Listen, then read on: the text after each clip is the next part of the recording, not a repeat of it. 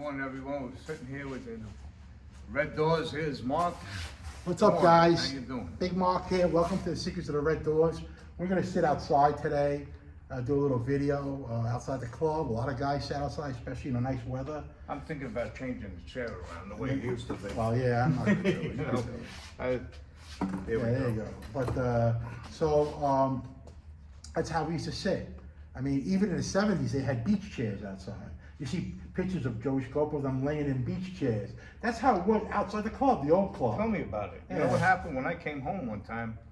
I seen the guy, at least change your chair around. Yeah, You know? yeah. But there was a wood chair with a Oh, cushion, wood chair. a brown cushion. He used to come out of the club every day.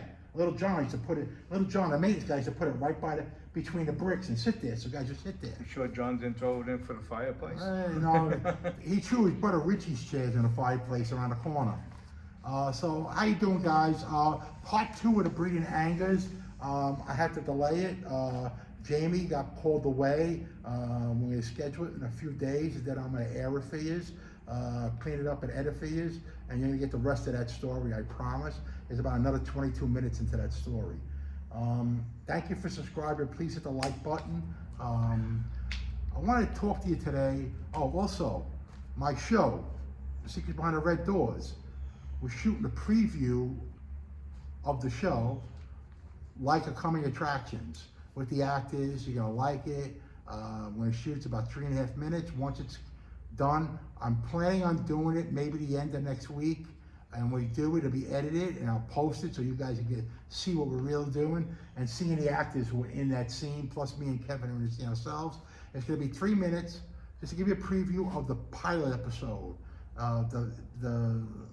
So that's gonna come up next week and I'll post it. I got nice artwork for the poster, the TV poster. You're gonna love it. That's it. So on that scale, that's next. Now I was telling a story about about these papers. I picked up the papers. This is a Daily News, and looking at the sports betting. But in the club every day there was a Daily News and a New York Post. And you remember Russ Harris? Yeah, Russ. Russ Harris used to be the handicapper for the Daily News. And he had the whole page. Give it horses, his street, every race. He described 3 races. They had the grid, and then on the bottom they had a consensus of him and other handicappers picking the top 3 horses of the race, and they'd have their best bets. Now they don't have that no more. I haven't seen it, haven't looked, but I don't think they have that anymore. But sometimes Johnny would walk into the club. I'm looking at the race, looking at the Daily News, crack it open. So let me see what Russ Harris picks. He's good for like 1 or 2 chalks, means favorites a day. So I haven't had a winner in a few days, a week. Maybe I'll break my schneid. So you're looking and Russ Harris, he bet. Hey Mark, to be fair, later I'm leaving, go to a racetrack, bet $1,500 on his horse. If he wins, I'll see you later tonight. And the horse will probably be 8-5. He didn't care. He wanted to win. He wanted to win him. But that was the way John bet sometimes. You know, John would bet 2 cockroaches across the street carrying suitcases. You know that. Which one would beat the other one? That was just that personality. Remember, they grew up around gamblers. Oh. But everybody, the only people who didn't gamble, extremists like them, Ange didn't, Gene didn't. Willie Boy gambled, John gambled, Tony Roach gambled. A lot of guys gambled, but it was the kind of gambling. It was also possessive too. It was like, you know, there's scenes with John going to court. I got to call OTB. I got to see if my horse won. But that was part of hanging out. That happened when even coming out of his trial. Out of a trial, he did that. He says, "You got a quarter on you?" I said, "Yeah, okay." Hey, where's he calling? OTB. So in here, that was an everyday occurrence. You had guys hanging out in here besides Brother Pete, Jackie, other guys, myself, Jimmy Irish, you know what I mean? But the other guys hanging here, they were worker guys too. You know, guys who worked in the unions, guys who worked at bus drive, whatever. They would all congregate, come in, say hello, have coffee and leave, maybe come back at night, come back on a Saturday. So there was a lot of movement. Besides the street guys, there was the guys who grew up with in East New York and Brownsville. They followed them in. So there was a lot of traffic, a lot of gambling. So you had a couple number guys taking numbers, a couple of guys taking book action. You had the old man Patty, the bookmaker, around the corner of Richie's Club. He was 137. He was taking book action when Eddie Arcaro was a jockey, you know what I mean? But that was surrounding area. There was a lot of money moving around. I don't care, and then Patty Bookman used to tell me, when Johnny couldn't get a bet in, go to Patty, see if they take 500 on us. Patty says, I gotta call this off. I don't want this bet. So I got all $2 bettors. I couldn't lose if they win all day, he says. All $2 bettors, he said. And a lot of bookies loved, that was the edge, taking them $2 bettors. But, so speaking of gambling, and I want to tell you a story, because, when I got married, my best man, I became friends for a few years. We became close, our wives became close, with a guy, Pete Francis. He owned videos, he owned a video store in Cross Bay. He did own a video store in Liberty Ave across from my wife's hair salon. And he owned a video store on Park Lane South, by over there, 109th Street, Park Lane South at one time. So Pete was a slickster, but a degenerate gambler.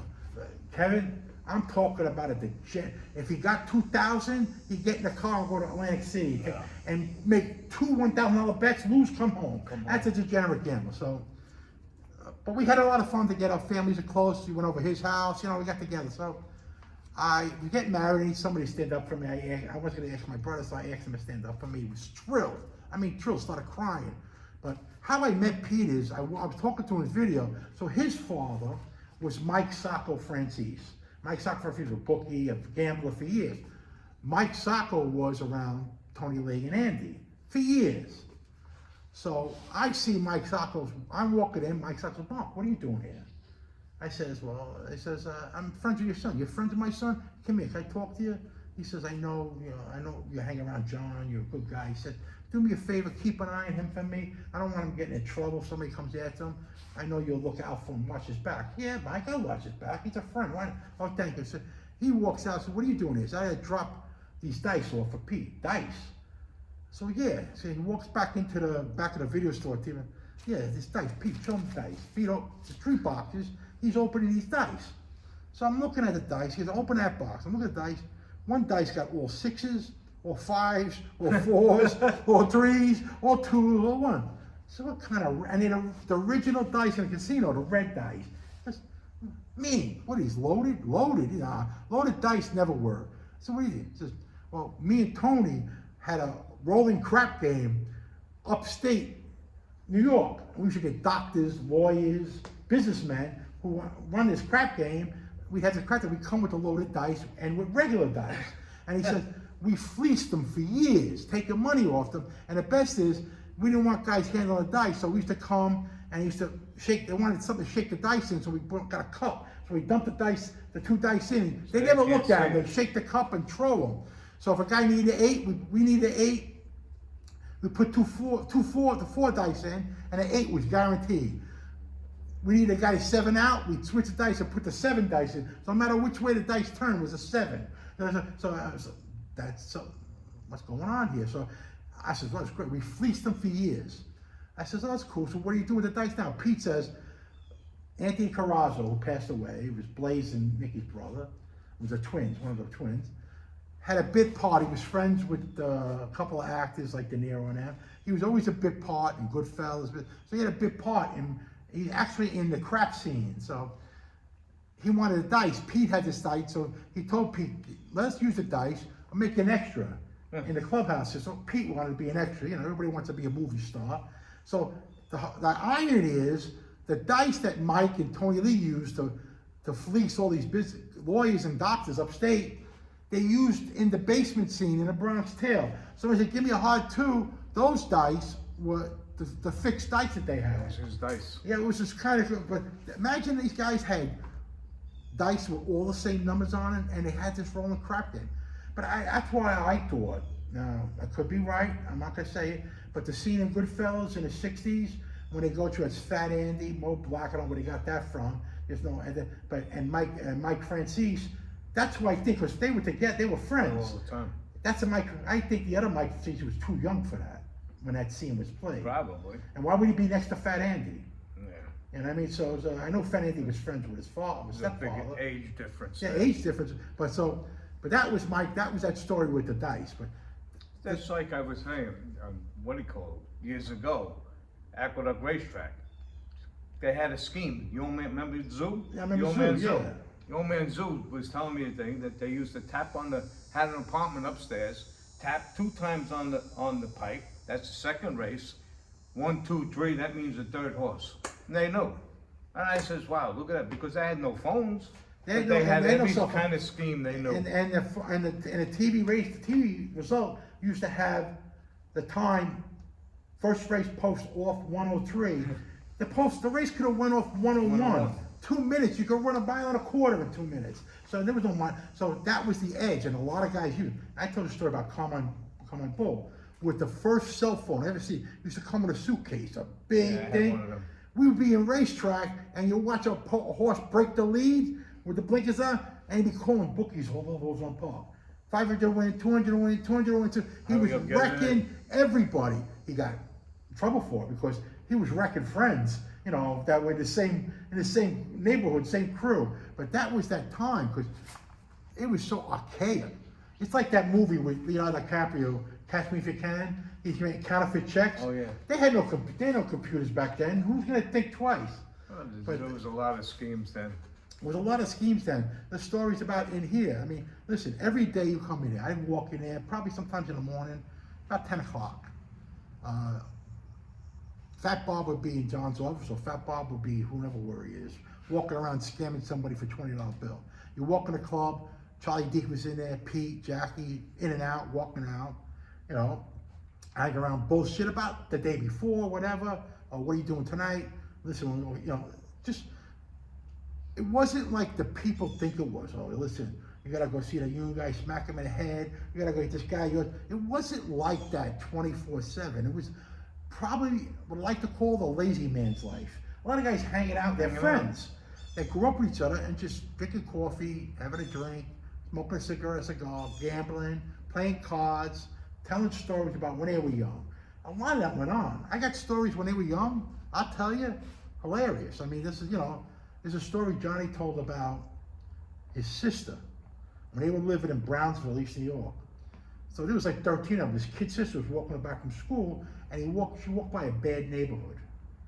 And there was a group of black guys that hung out that ran that neighborhood. So one of the leaders was trying to pick her up. Hey, baby, why don't you come hang out? You have a black guy down here, leave me alone. Oh, come on, baby. They're harassing her. So she went back and told John. John came back. Now remember, they were hanging out, I think at that time, Fulton Rockaway. Mm-hmm. Went back to find this black guy. He took about 20, 30 guys with him. I mean, Angelo, they all went down to find this guy. And they taught these guys a lesson. You don't disrespect our family and its neighborhood. It was, you know, very territorial back then. You know what I mean? That whole area. You know, the whole area is very territorial. So the funny thing is, like, you know, I talk about today's, there was Italian Heritage Month. And I want to say a story. It says, we talked about why I'm doing Breeding Anger, because the way Kevin grew up, the way Jamie grew up. I know there's more guys out there that really, you know, Jimmy Burke was an orphan. You know, look, I mean, there has to be something to that, why these guys are misled. Because back then, in the 50s, there was nobody who gave a shit. There was nobody who gave. Their parents were either hard workers, maybe uneducated, or couldn't hand them down. So they had nothing to do. They had no money, so these kids hustled. First hustling, stealing stuff, cars, tires, hubcaps, stuff from a store, taking something out of a store to earn money. That's why you've seen a lot of swag around in them days. Yeah, so I try to justify that guys like Kevin or other guys out there that we don't know of, or like Jimmy Burke, got led to that life because they got very aggressive and very fearless because they had to survive. You know, if you're abused back then, you know, as an orphan or a child home, I can imagine what went on. So that's why we're doing the Breed Anger. So you know, Jamie will be back. I'm going to do a second. I might have 1 or 2 other people that might come on as roundtable. I'm going to do a show. I think it's important that people, and I'm not using an excuse for why guys took the street life, but even myself, I didn't grow up in an orphanage. I grew up where my father died when I was 8. Pretty much my mother being a hardworking he was an immigrant from Italy, had 5 kids. So it's hard to pretty much keep track of everybody. Well, you see in them days, you don't forget, you know, that was during the war, World War II. and then everything happened, you know, and then they felt, I talked about this the other day with somebody else. We all got beatings. We all got beatings. You know, in a way, sometimes yes, it was worth it. It, you know, it was deserved. I did something wrong, all right, but you know, something that went way above. Okay, now maybe their father, Being you know, worse. did it the same thing, and it came on and came on and came on. But then, you know, something, I went the other way, and, you know, and I always got to say, you know, like the not the government, the correctional department. You go in there, the words correction and rehabilitation. It doesn't work. It don't work. No, it don't You work. need to correct someone and try to sit down with me. That's what I'm saying. So like when I was disciplined, I remember I was like 6 years old, and there was people over my house, and the ice cream truck came, the good humor guy came, whatever, and I asked my mother for, at that time, a quarter to get an ice cream, because all my friends were getting ice cream, and I was the only one that could. So my mother said, no ice cream for you. And my dad said, no, you didn't eat dinner yet, no ice cream. So me, I walked to my room, and my mother had a whole bunch of nickels and dimes on the table. I took 2 dimes and a nickel. There was probably $5 and change. I took 2 dimes and a nickel. My father saw me as I walked by, come here, and he took his belt off, and he gave me like about 5 or 6 whacks on my ass. The belt, you don't take nothing that's not yours. He was not only disciplining me, but he was teaching me, trying to show me. Where guys, some of these guys grew up in office, they didn't teach them crap. You go to prison, it's about survival, nothing else. Rehab is for you have to be proactive. Sometimes, if you're not knowledgeable enough, you're never taught to better yourself, you're misled. Listen, back then in the 40s, World War II, I got this data, 1.5 million Italians served in World War II. Tens of thousands have died, were killed. Over 26, counting so far, Medal of Honor recipients. But also, Roosevelt put a ton of them in internment camps out in the Midwest and the West because they thought they were spies for Italy. So I get it's fear and paranoia. It probably happened in society for thousands of years, but it's fear and paranoia. But so you have to rectify this problem. Listen, we know racism is terrible, it stinks. But the biggest lynching in this country was the Sicilians lynched in New Orleans. Because you were different. People were afraid of difference. So more so that if you're living here first and somebody new comes into your land, if you don't conform to them, you have to let them conform. You have to teach them. You can't just say, you know, when Italians or the Irish or the Jews came here in the 30s, 20s, 30s, even Irish came in the 1880s, you know what they were given? Zilch. Here, get out of here. Go earn a living. They gave them no shots, so they had to make them struggle for money. That's because it was a new country. It's so true, because you're saying, because in 1882, you go back in the history up in New Haven, Connecticut, and they were Irish. They used to get beat up in the street, jobs were killed, couldn't get a job.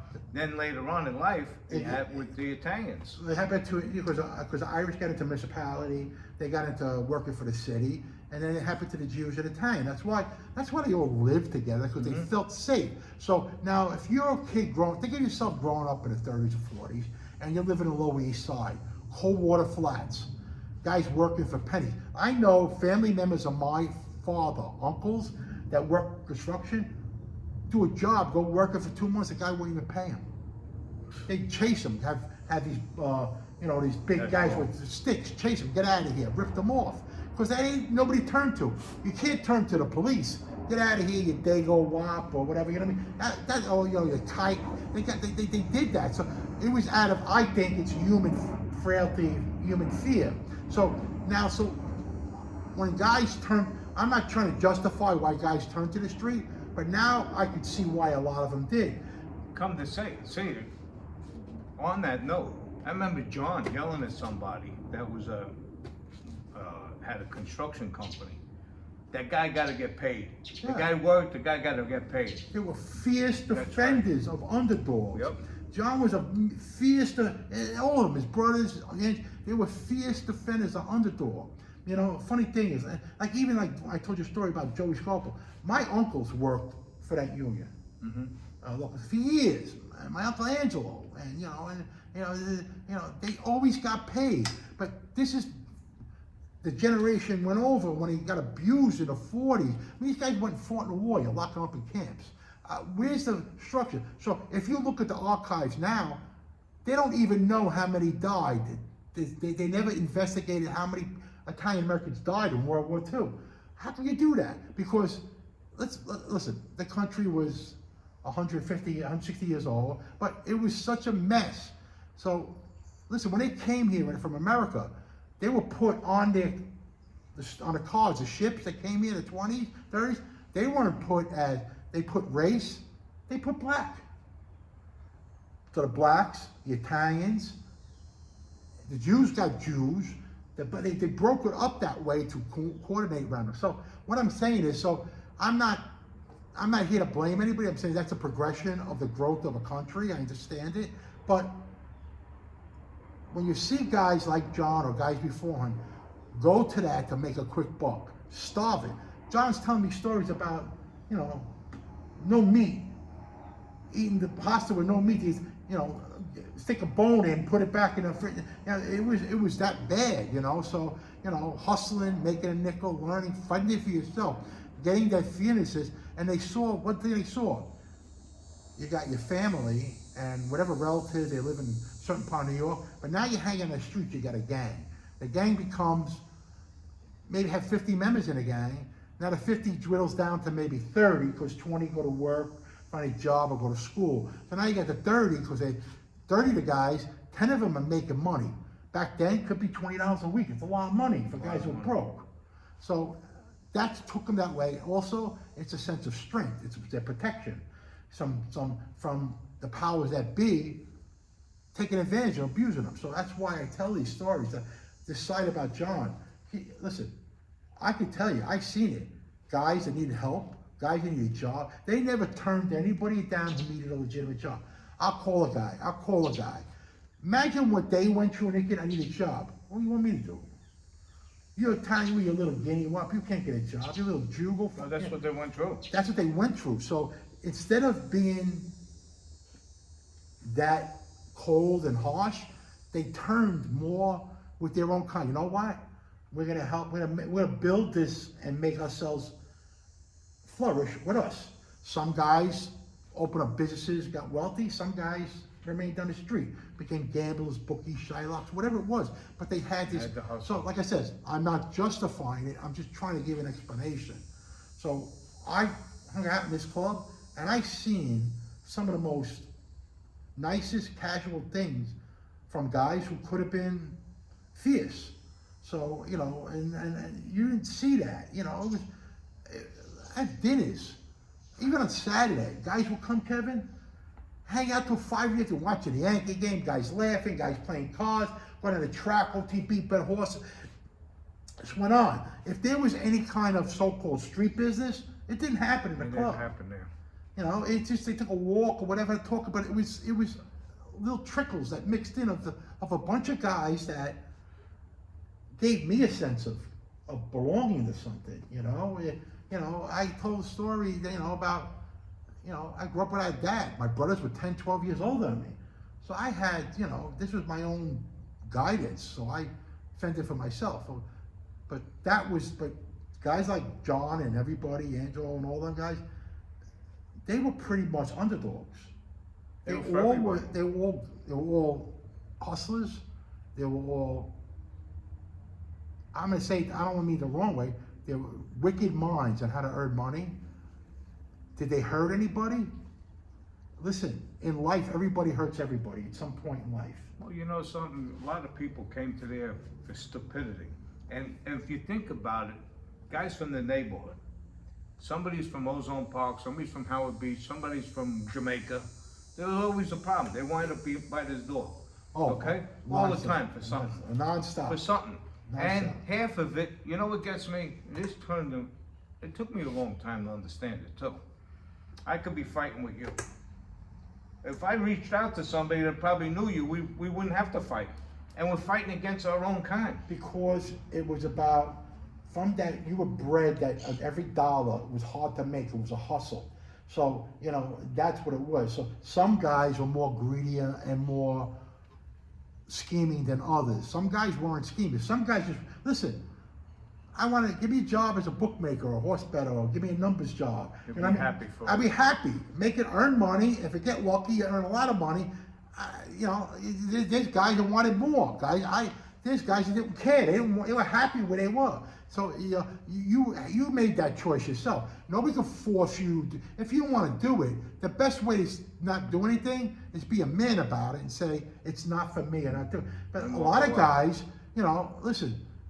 Let's be honest. A lot of guys didn't know how to make money. I'm not saying earn money, make money. That means even if you made them a bookie or a Shylock, or they couldn't add, or they couldn't handle bookmaking business, or they weren't people friendly. A guy like a bookie has to, and another guy has to make friends early because he wants the action. It's like being in a marketing situation. You want to market yourself. Oh, I'm going to bet with Big Mark. I'm going to bet with Mike. I'm going to bet with this guy. That's because they like you. And even when I got in legitimate businesses and working, I want to do business with Mark. He's a good guy. It's just the same concept. Sure, I'm not in a legitimate business. I'm not cracking guys and you know, chasing guys out on money, or guys hurt somebody's son, or somebody's business, or somebody's girlfriend or wife. That's different. It's a different level of life. But this went on for decades and decades. That was America's built. Listen, I still think, you know, and I hate to, I'm not comparing, but when Godfather wasn't a mob movie. Godfather was a movie about America. This is that, my life, our lives are part about America's growth and how it was. You need the, you know, the off element to make it complete. You know, listen, think about it. How much guys, restaurants, stores, tailors, clothing guys, all made money because these guys spent money like water. Oh, forget about it. Tailor shops? I couldn't believe when they threw some of these guys out of racetracks and casinos. And I remember the guy Danny said to me, Sam, I'm losing 20 grand, they're kicking me out. I'll save money. Yeah. Why are you kicking me out? I can't move the cards or the dice in a casino. It's almost like the same treatment of, well, they're criminals. What constitutes a criminal? Is it a criminal act or is it a criminal? Listen, I don't want to get into it, but we can call all kinds of people criminals by criminal acts. It could be people who claim to be honest and people who don't. I'm right? laughing. You know why I'm laughing? Going back to my mother. How could you do this? How could you rob this? How could you rob that? But I tell you what, get her a carton of cigarettes that were cheap Yeah. off the truck and Oh, stuff. that was done, yeah. But that's okay. Yeah, you know. But see, even like my mother, sometimes at Christmas Eve, John, Angela, guys would give us the associates, like guys, Christmas gifts too for go do something. So I remember going by before I went by Johnny's house every Christmas Eve, I used to stop by my house with my family at 6 o'clock, have some fish, stay a couple hours. Then I used to drive to Howard Beach. We'd hang out with John. Every guy, Pete's come by, Tommy, Billy, Sonny, Jackie. All guys used to come hang out by John's in a den. John had a den with a bar, so I always hang out with John. And so I remember going to home, and I got like $600 on me in cash. They come for Christmas, and I'm going. So I go to my mother, and I want to give my mother a gift. So I take $300, I put in a card for Merry Christmas, my mother. Now this is 1982, 83. 300 is like 1,300 now. You know what I mean? My mother never saw 300. My mother lived off of Social Security and my father's VA check till we were old enough. And used to work in a grocery store part time. I give her the card. She goes, "Just look at all this money." So my family's going, "Wow, nice gift, Mark." She goes, "Where'd you get this money?" Right away, where'd you get this? My mother came from Italy, honest people. Everybody in my family, none of them were on the streets, but some people on my father's side were, but that was in the 20s and 30s. But where'd you get this money? I earned it. I got it for working. The guy gave me money for Christmas. She goes, "This is dirty money." And I went like this. I said, "Ma." So my uncle's in, look at me. "What are you carrying? Her name was Antoinette. Take the money. You could use it." And I picked the $100 bill up. I go, "See how dirty this money is? Read all the crap on here. It's all dirty. I don't care if you get it from a bank. It's the same dirty money. Take it. Keep it for yourself." Because I don't like this. I want you to go get a job. I got a job. That's my job. What do you think? I printed, But that was the guys That's like the way they us. thought. She had no money to support us. At 19, I went to work. 18, 16, 14, I was hauling the old metal milk crates on a milk truck on Saturday, Sunday to make $40, Kevin. And I used to give it to her. It was to help. My father was, my mother lived off Social Security. But I don't fault any of my old friends, guys we hung out with. They chose that path, they did it, and they kept to it. As I said, I don't condone it, that life anymore, but you know what? Back then, it was the only thing I learned. The only thing I saw. Right? It's a different story then. Different story back then. So, everything. when you see guys like John and his brothers and Angelo and all these guys, Joey Scopo, let's be honest, as being Italian was kind of second rate. Imagine how they treated the blacks and the Spanish back then. They treat Italians the same way, but they're treating them worse. But it's just a territorial thing and a power thing. And I don't care what country in the world it goes on. Well, you know I'm half Irish and half Italian. There you go. So you got turn around, what do you call it? People used to say, what do you stay with those guys for? Oh, take it easy there. Yeah. I'm half, but they're your friends. I stand because they're my friends. Hey, listen, how many guys Jewish guys you know? Oh. How many German guys tough guys? Yeah, exactly. You hung out, they were associates, you hung out, they did. So we didn't justify that as a friend now for that. So that's why I say, so when you see them stories, them BS stories in the news and media online about John and his brothers, Sick, man. don't believe it. Don't believe all of it. Take a step back and wonder why it's there. And let me explain to you the true side of these men and what they did, not the other side of them, because there's more sides to them. That's why I built this club. That's why I'm going to do this show, Kev. You know that. I want to justify these people 100%, not the 50% that you see. It goes back, like we say, when people talk about, I hear people on that TV talk bad about Pete. They talk bad about Angelo. Yeah. It's disgusting. They really don't know what their background was. Pete died in jail. He went like a man, okay? Yeah, but I'm getting at is, see what you're saying? Them people don't know them personally every day, but why criticize people? If even like now you got ex-cops and detectives with their own YouTube channel talking about mobsters they investigated. That's what it's got to. Was it enough that you locked this guy up, you put him away for 30 years? Now you want to talk about this, how we did it? Who cares how you did it? No, you don't know the guys that, this guy was a generous guy, this guy was a big tipper, who was friendly to everybody in public, people looked to him for help. I don't care if it was John, I don't care what neighborhood you go to. I'm not saying they all were, but there was guys in other neighborhoods, different guys. They were nice guys too. They helped people out. So that's just society. Exactly. That's what I'm trying to say. society. So when listen, they call me Big Mark, they call me Fat Mark. I don't care. I was a kid then. I'm 64 now.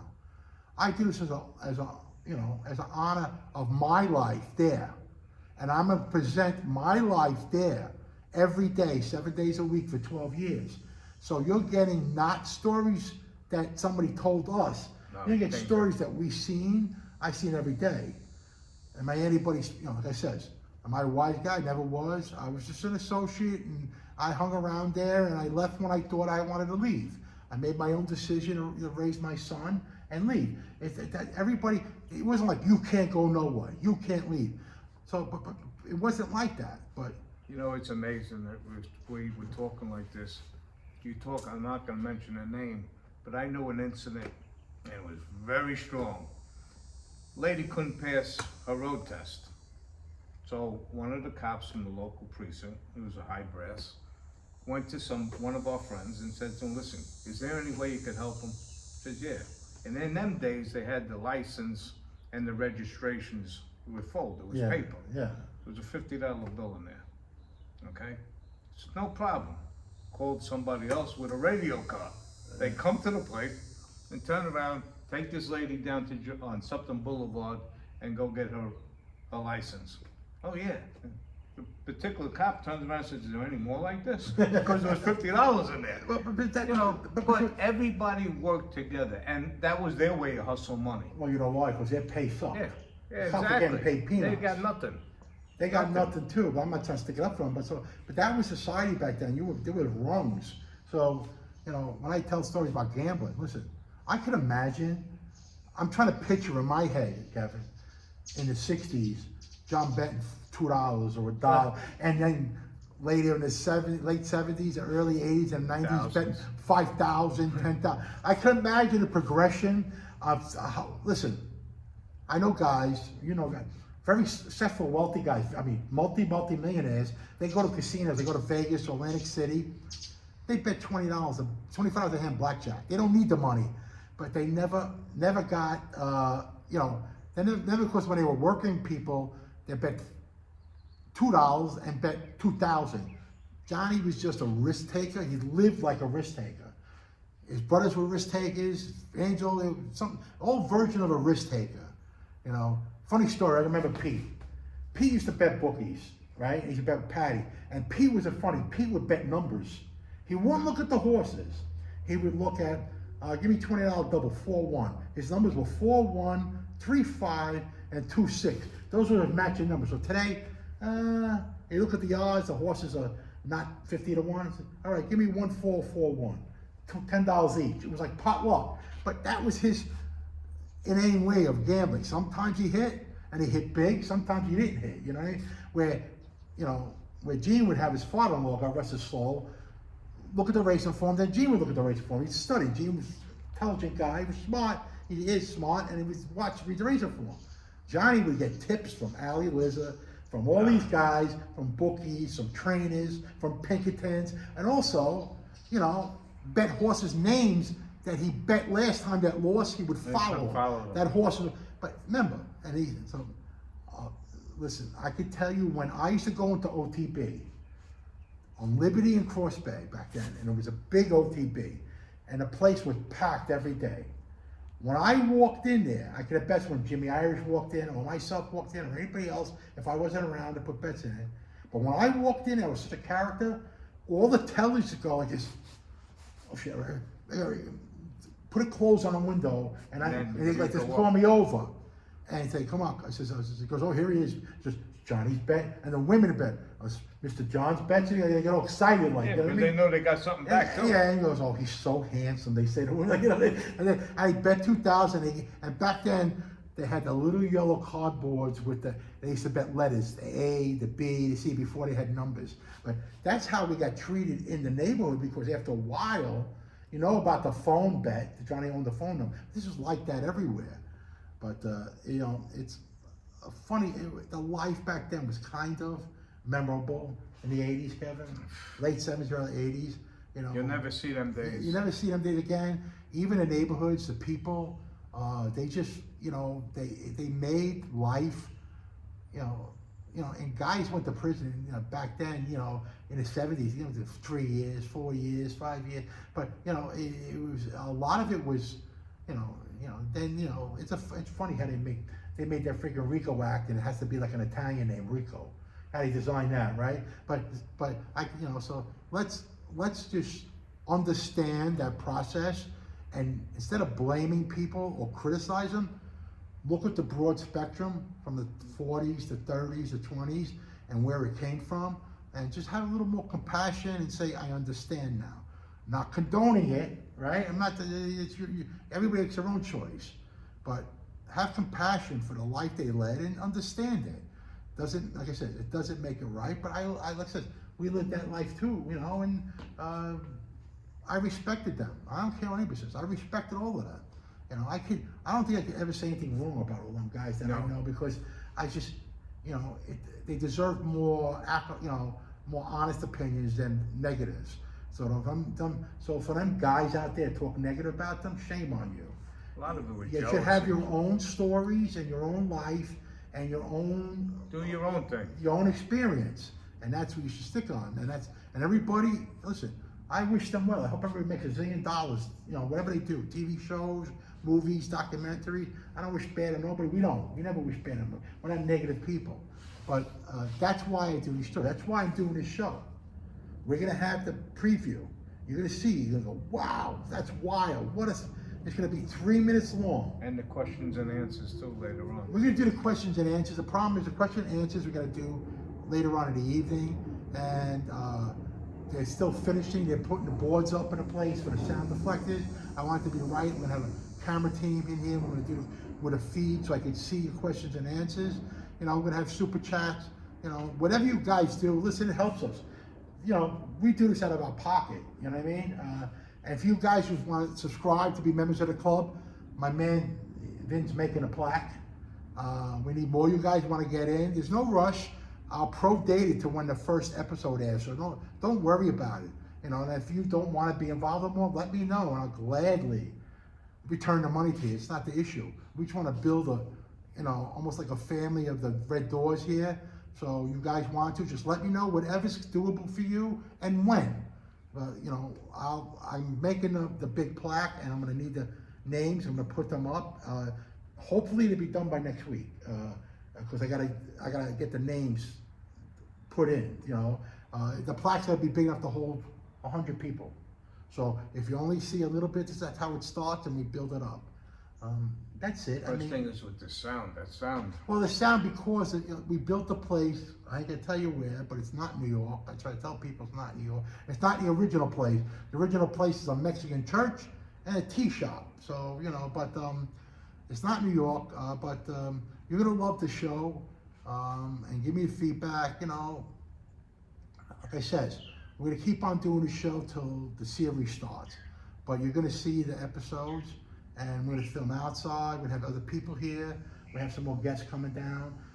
Good guys, older men, guys with honorable reputations that just want to tell funny, good stories.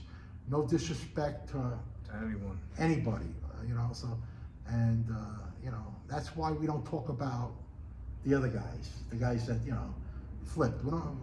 That's their choice. That's they do their it. choice. That's their and choice. You know something? A lot of them say it today. They regret it, but you know something? You did what you had to do. We don't. We don't believe in that. So until that, Kevin, another show in the books. Guys, please like and subscribe. Tell your friends. And if you want to become a member of the club, there's 2 options. If you want to wait, it's fine. There's no rush. You can help out with anything, a donation. The donation is definitely for keeping the upkeep of the club. But listen, you know, you don't have to. If you choose to, whatever it is, it doesn't matter. It all helps. We're going to do the question and answer. I keep on saying I'm going to set it up, but it's the time factors are in place. Getting the show done. People have businesses to run, you know what I mean? So it's time, but I promise you we'll do it. I'll get the programming set up and I'll post it. So God bless you guys. You know, stay safe, take care of your families, and we'll see you soon. See you soon. Take care. Bye-bye.